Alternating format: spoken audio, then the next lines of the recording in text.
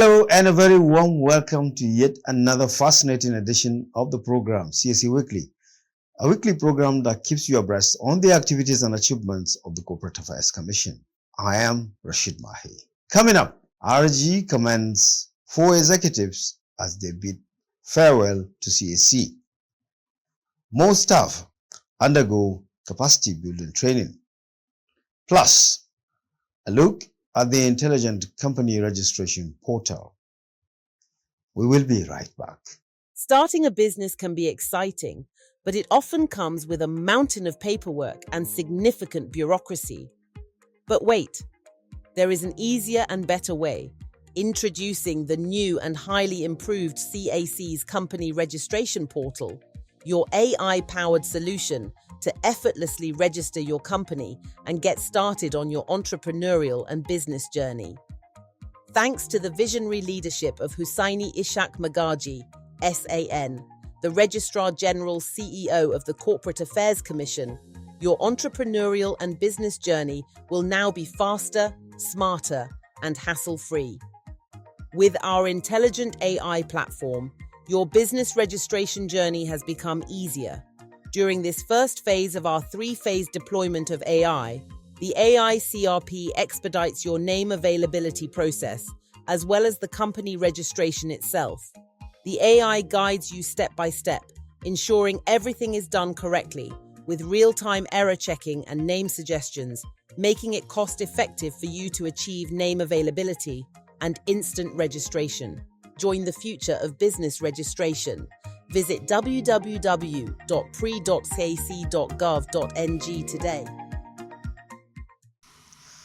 Welcome back. I will begin with commendation for long service. The Registrar General CEO of the Corporate Affairs Commission, Hussaini Ishaq Magaji, Senior Advocate of Nigeria, fellow Chartered Institute of Secretaries and Administrators, has applauded 4 outgoing directors for their remarkable services and outstanding contributions to the Commission. The Registrar General stated this during a send-forth ceremony organized in honor of the retiring executives. Hussaini Magaji commended their dedication, leadership, and professionalism, leaving behind a legacy that will continue to inspire young officers. He therefore expressed delight over their impactful contributions and wished them continued good health, long life, and prosperity as they bow out. Also speaking were the management staff of the Commission, who took turns to celebrate their outgoing colleagues for their outstanding contributions to the Commission. They prayed to Almighty God to grant them fruitful retirement life and urged them not to hesitate to render useful advice for the progress of the Commission even outside the service. In their separate responses, the outgoing directors expressed gratitude to Almighty God for blessings and the opportunity to attain the peak of their respective careers. They used the forum to thank the Registrar General for his support and cooperation during their stay in the Commission and charged him to sustain the culture of teamwork to enable him to realize the dream of turning the CSE into the most technologically driven government agency in the country. CSE Weekly reports that the retiring directors include Justin Nida Birao, Moses Adagusu, Isa Umoru, and Gloria Essien. The event featured prayers for the celebrants, presentation of gifts, a toast to the celebrants, and a photograph session. We say congratulations and happy retirement to the retiring executives. And moving on to capacity building, the Corporate Affairs Commission has reinvigorated its efforts to equip senior executives, managers, and other staff with the knowledge and skills necessary for effective governance practices in a regulatory environment. The CSE demonstrated this by providing a corporate governance course in Casablanca, Morocco for some staff from 28 July to 1st August 2025. The training was, amongst others, aimed at providing participants the opportunity to have a comprehensive understanding of corporate governance concepts, principles, and best practices.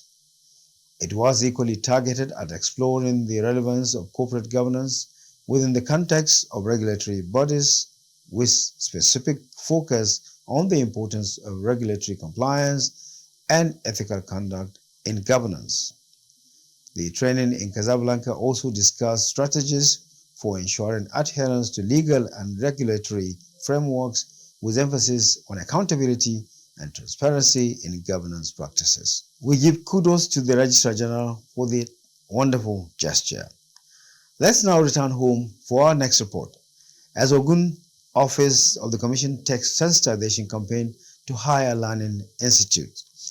On 30th July 2025, the CSU Ogun State Office, under the leadership of Kemi Cole, Assistant Director, took their sensitization campaign to the Federal College of Education, or CLA, located on the outskirts of Abeokuta, Ogun State.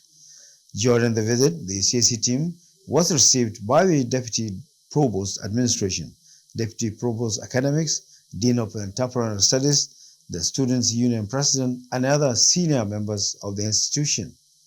A large crowd gathered to witness the interactive and enlightening session. And in another development, the Kogi Office of the Commission has paid a similar visit to the Confluence University of Science and Technology, or SARA, Kogi State.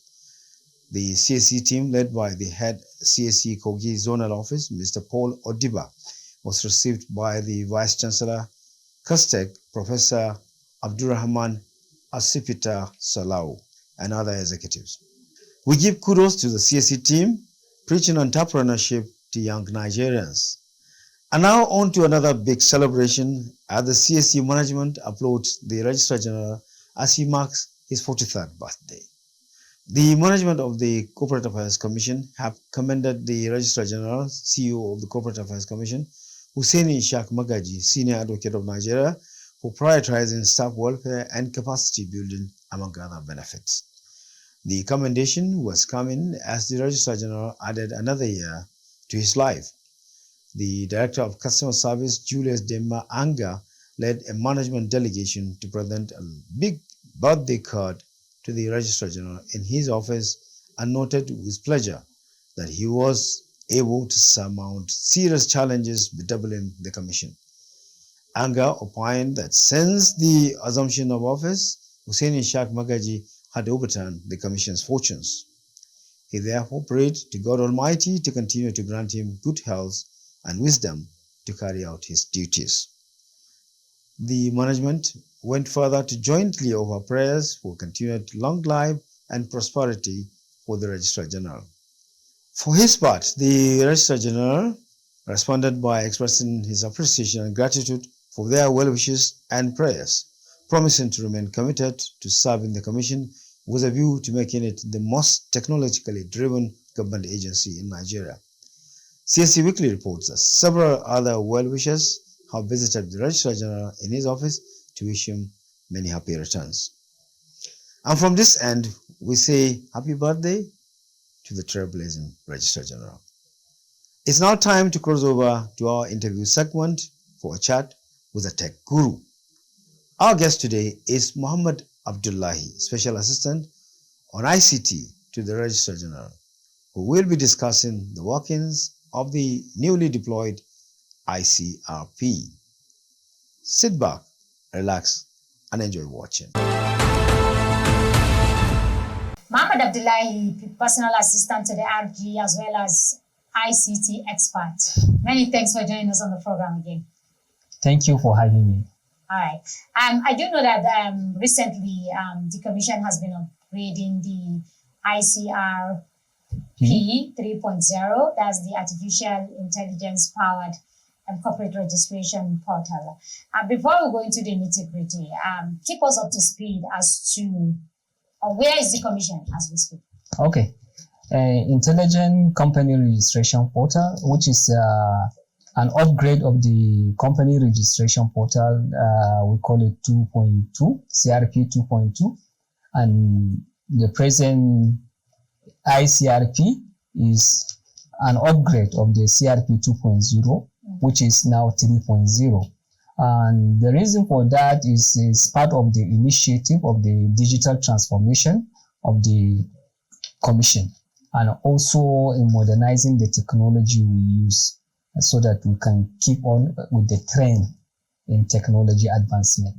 That's the reason why we implemented the CRP 3.0, known as ICRP, Intelligent CRP. Okay, what are some of the new features that new users should be expecting? For somebody who has been using 2.0, that's the CRP 2.0, and now it is 3.0. What are the likely features or the changes that comes with it? Okay, there are lots of changes that the present system came with. First, we added a layer of security in the access, in the login of the portal. Hitherto, we just give username and password. You will now access the portal using your username and password. But we have added another layer of security by using two-factor authentication. So for you to log into our platform, you must have received a one-time password OTP, and you can get that OTP via the email you registered with us in creating the account. So that's one. And also we have revamped the system. We have changed the user interface so that in cognizance with the trend in technology and all the touch points of technology, we are trying to make it very simple for the users so that to improve user experience. Okay. Yes. All right. So accessibility is not a problem anymore. How accessible is it?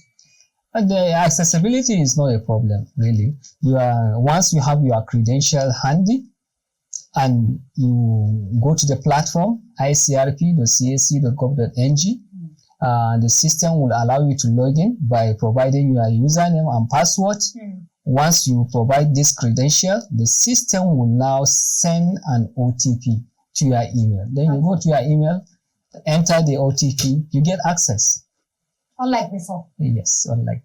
I know before now, a lot of the complaint is that people can't get a receipt when they make payment, because it goes to remitter and they need to get a receipt or proof of payment. Has that been resolved as far as the ICRP 3.0 is concerned?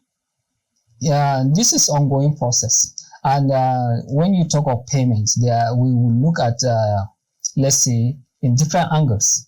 Like you, when you initiate a transaction on the CRP, when you get to payment of filing fee or payment of the availability, payment for any service that you are doing on the portal, it will now pass you on to the remitter platform.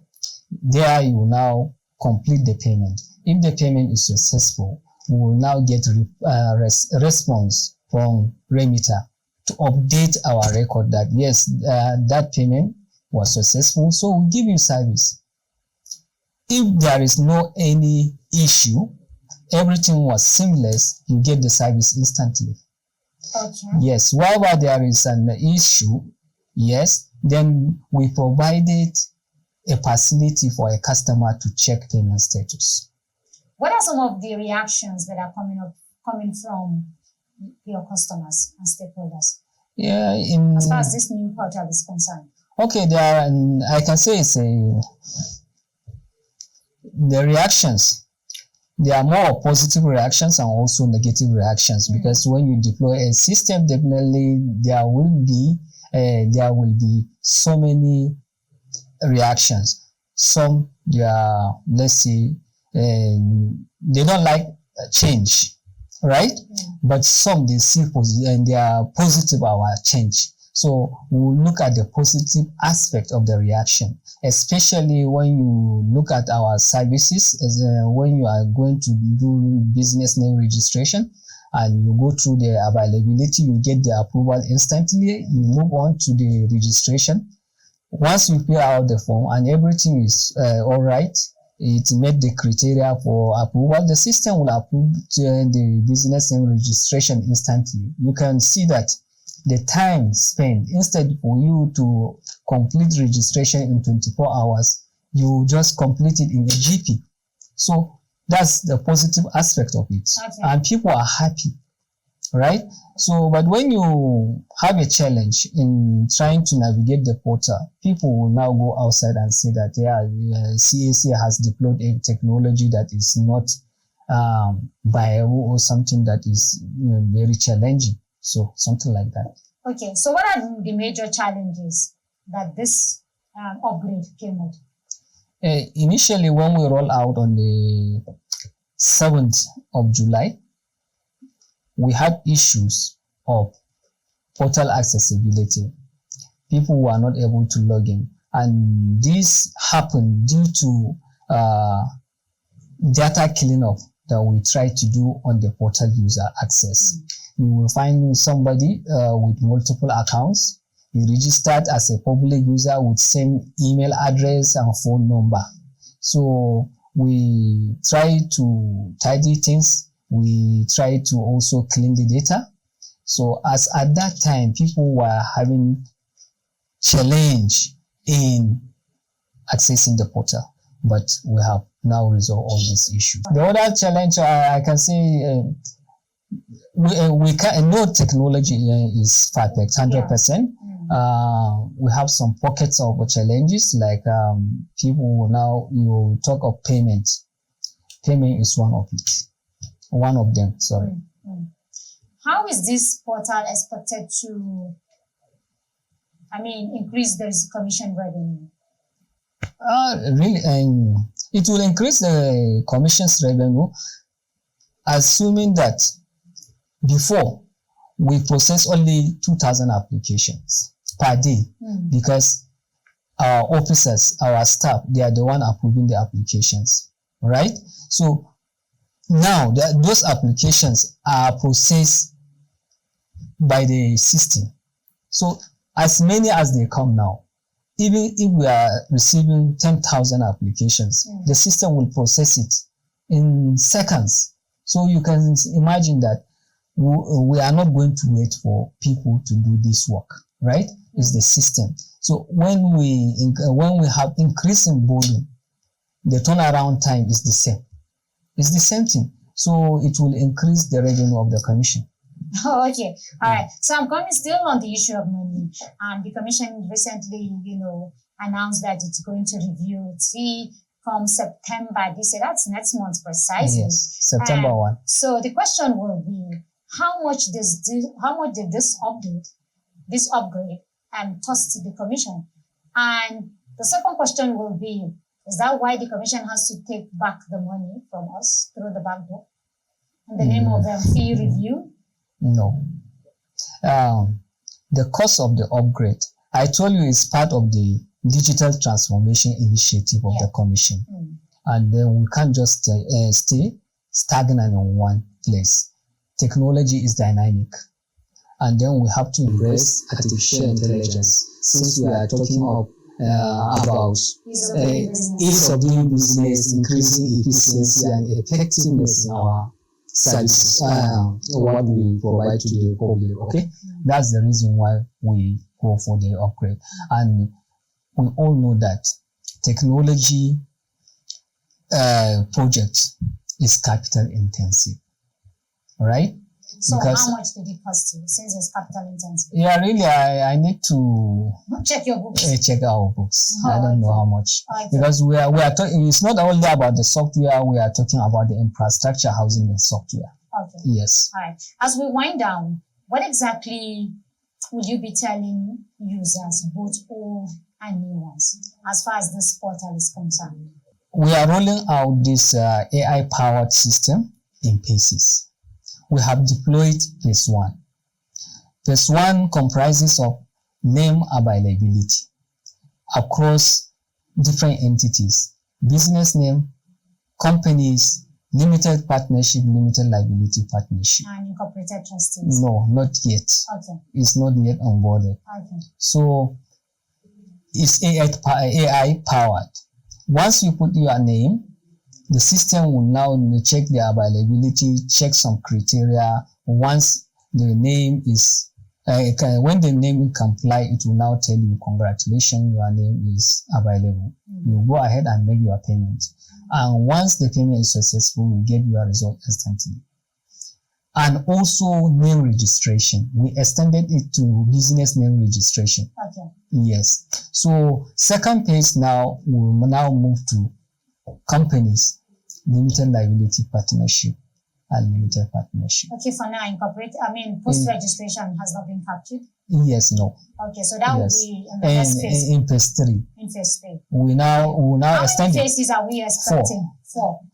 Okay, so the Yes. first one is name registration. Name reservation and Okay. business name registration. Okay, and then the next phase will be companies. We will extend to registration, incorporation of companies, limited liability partnership, limited partnership. okay. So as we move on, Yes. the Then original third phase will now extend it to post incorporation Okay. services. Okay. I'm sure our viewers will want to see a demonstration of the AI portal. Maybe in our subsequent, programs, we'll have a real demonstration so that people will have a feel of what an AI-powered registration portal looks like. Look like that's okay. It's perfect. It's perfect, right? Yes. It will not be like those other ones. This will be a completely different arrangement. Yeah. It's not a complete different arrangement, but I said earlier that we have revamped the user interface. Okay. It's entirely different from what they used to have. Mohammed Abdullahi, many thanks for your time indeed. Thank you very much. Always a pleasure having you Thank around. you. Thank you. What a wonderful segment with the Special Assistant to the Registrar General on ICT, Mohammed Abdullahi. Now take a look at this message on the importance of the PSC filing straight from the Registrar General's desk. Did you know that it is now mandatory by law for companies to declare all persons with significant control of ownership of company to the Corporate Affairs Commission (CAC)? Listen to the Registrar General of the CAC. By the extant regulation in Nigeria, the identity of the person behind any company must be disclosed. By virtue of Section 119 and 791 of the Companies and Allied Matters Act of 2020 and the Person with Significant Control Regulations of 2022, the law aims to enhance transparency in corporate ownership across Nigeria. Any person or any individual with ultimate power or with 5% interest holding must disclose his identity. Under this law, any company that fails to disclose the beneficial owner of its company or the ultimate person in the company who has influence either directly or indirectly, or the person with 5% shareholding and above or voting rights may face serious consequences. The law required that any person who assumed that position must disclose that position to that company within 7 days. And the company must communicate same and file same to the Corporate Affairs Commission within 30 days. The identity of the beneficial owner must be a name of a natural person. Failure to comply attracts daily penalties imposed by law. If it is a natural person, it attracts 5,000 daily from the date of breach. But if it is a unnatural person, it requires 10,000 from the day of the breach to the day of compliance, and it also attracts administrative penalties by the Corporate Affairs Commission. The CAC reserves the right to refuse to receive any filings from any non-compliant company or even to list the company from its register. For more details, check the Person with Significant Control website at bor.cac.gov.ng or visit the Corporate Affairs Commission's official website at www.cac.gov.ng. CAC, committed to prompt and efficient service. And now, do you know that by the provisions of Section 421, subsection 1 of CAMA 2020, the annual return of a company limited by shares or guarantee or unlimited shall be completed, signed, and delivered to the Corporate Affairs Commission not later than 42 days after the annual general meeting for their. So have you updated your records with the CAC? We say well done if you have. And you have yet to do that, please hurry now to www.cac.gov.ng to file your return to avoid being struck off. The CAC remains committed to working hard to provide prompt and efficient service to customers in line with global best practices. And that does it for this week's edition of the program CAC Weekly. We hope you enjoyed watching. For comments and inquiries, please take advantage of our social media handles and helpline. On Instagram, the address is Corporate Affairs Commission. On Facebook is Corporate Affairs Commission. And on X, formerly Twitter, the address is @CAC Nigeria 1. The email address still remains unchanged. It is cservice@csc.gov.ng, and the website address also remains unchanged. It is www.csc.gov.ng. The call center number is 070-8062-9000. Do join us next week for another interesting edition of the program, same time, same station. From me, Rashid Mahe, and the whole team is bye for now.